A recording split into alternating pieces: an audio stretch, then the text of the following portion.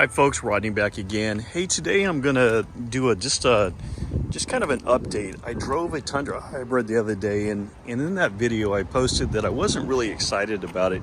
Let me back up here just a moment. This is a 1794 edition. It's in the smoked mesquite. I'm gonna open it up here real quick, kind of give you some thoughts. I actually drove this truck yesterday.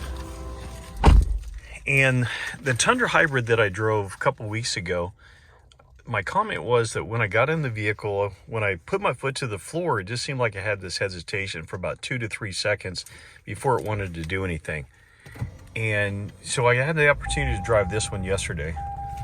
Give it a moment to just start up here.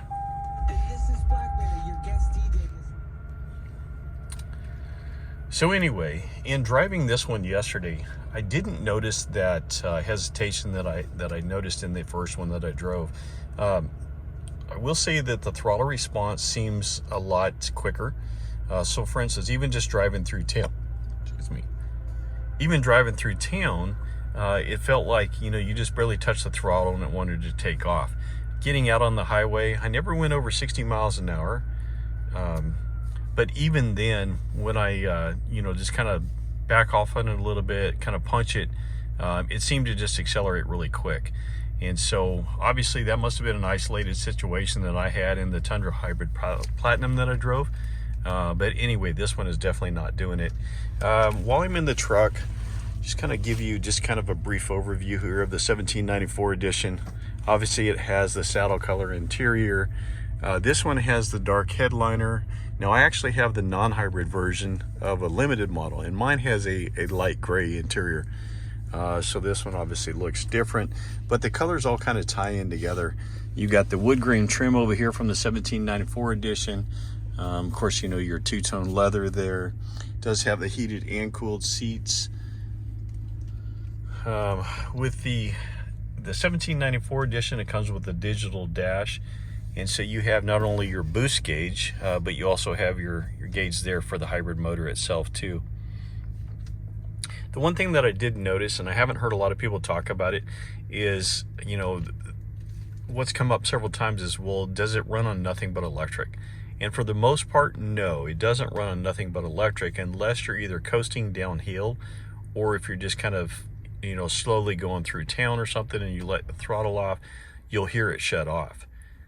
For instance, the gas engine just cut off, and I don't know if you could hear that in the video or not. But once the battery level depletes to a certain level, it will kick back on. I don't see any other additional buttons over here or anything that's kind of out of the ordinary. The one thing that I have noticed, I saw this on the capstone yesterday, it does have the electronic gas door release, so that one is different.